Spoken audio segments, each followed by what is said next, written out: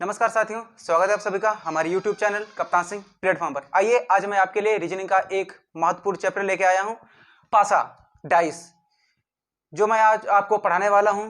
तो चलिए देर ना करते हुए शुरू करते हैं अपना चैप्टर। तो पासा सबसे पहले देख लेते हैं कि पासा कितने प्रकार का होता है। पासा दो प्रकार का होता है, एक साधारण पासा और दूसरा मानक पासा। इन दोनों की पहचान देख लेते हैं, साधारण पासा कैसा होता है और मानक पासा कैसा होता है। इसके पहले हम आपको बता दें कि जो पासा होता है, पासे में 6 फलक होते हैं। फलक मतलब सतह होते हैं जिन पर अलग अलग 1 से लेकर 6 तक अंक लिखे हुए होते हैं। तो देखते हैं यहां पर साधारण पासा की पहचान क्या होती है। जैसे ये एक पासा बना हुआ है,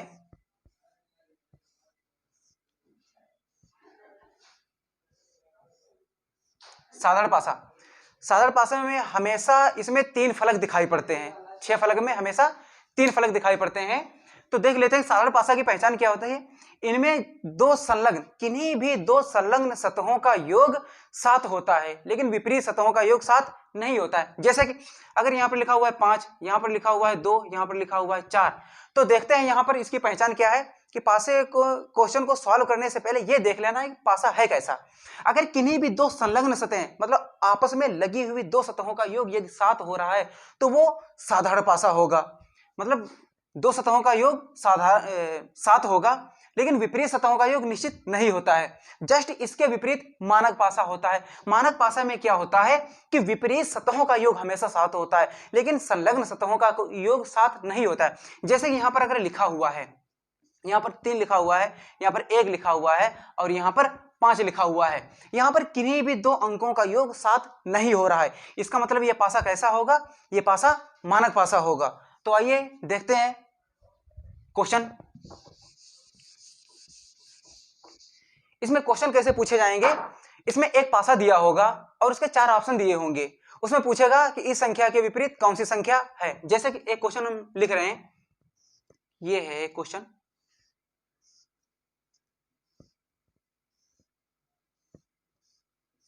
ये एक पासा है जिसमें ये 3 लिखा हुआ है, 5 लिखा हुआ है और 6 लिखा हुआ है। अब इसमें ऑप्शन दे देगा, option A 2, option B 1, option C 4 और ऑप्शन डी इनमें से कोई नहीं। मतलब इस प्रकार से ये 4 ऑप्शन दिए। इसमें पूछेगा क्या? अंक 3 के विपरीत, अंक 3 के विपरीत कौन सी संख्या होगी। अब 3 के विपरीत हमें निकालना है।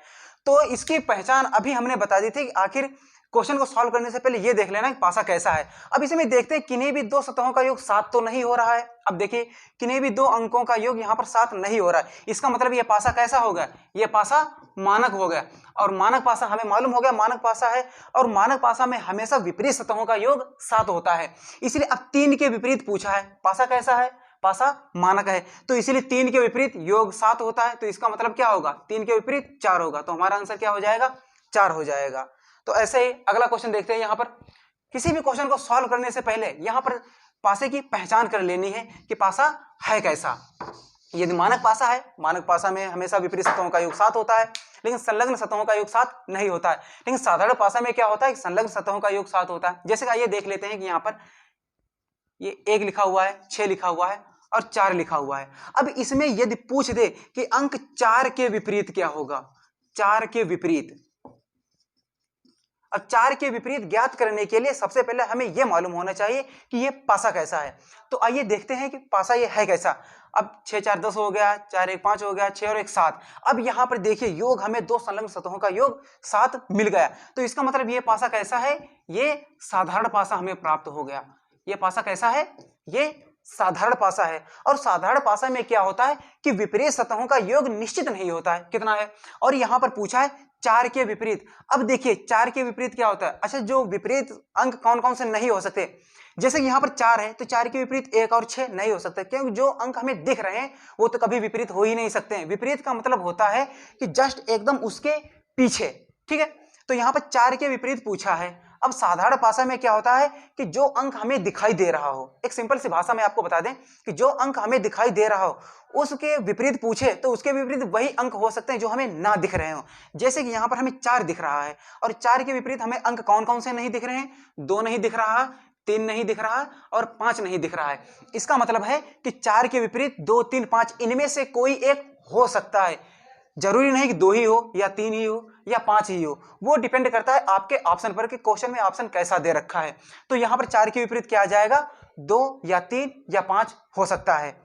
और इसमें इस तरीके से भी क्वेश्चन पूछ सकता है, जैसे कि अब यहां पर अगर पूछ देता ये कि 5 के विपरीत अंक क्या हो सकता है, 5 के विपरीत, तो हमें निकालना है 5 के विपरीत क्या होगा। तो देखिए 5 के विपरीत निकालने के लिए अब पासा चूंकि ये साधारण है तो निश्चित तो योग है नहीं, विपरीत सतहों का योग कितना होता है।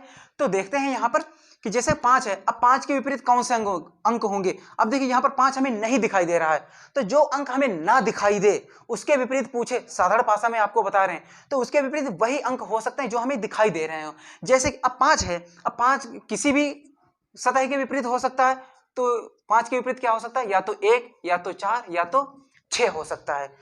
तो साधारण भाषा में विपरीत सतहों का योग निश्चित नहीं होता है, इसीलिए हम ज्ञात नहीं कर सकते हैं, लेकिन मानक भाषा में निश्चित होता है। क्यों? क्योंकि उसका विपरीत सतहों का योग 7 होता है। इसीलिए इसका आंसर क्या होगा, जिसे 5 के विपरीत पूछा है तो इनमें क्या हो सकता है, 1 या 4 या 6 हो सकता है। तो उम्मीद है आप लोगों को साधारण भाषा और मानक भाषा में अंतर समझ में आ गया होगा। तो हमारा वीडियो आप लोगों को कैसा लगा, अगर अच्छा लगा हो तो वीडियो को लाइक करें, हमारे चैनल को सब्सक्राइब जरूर करें। धन्यवाद।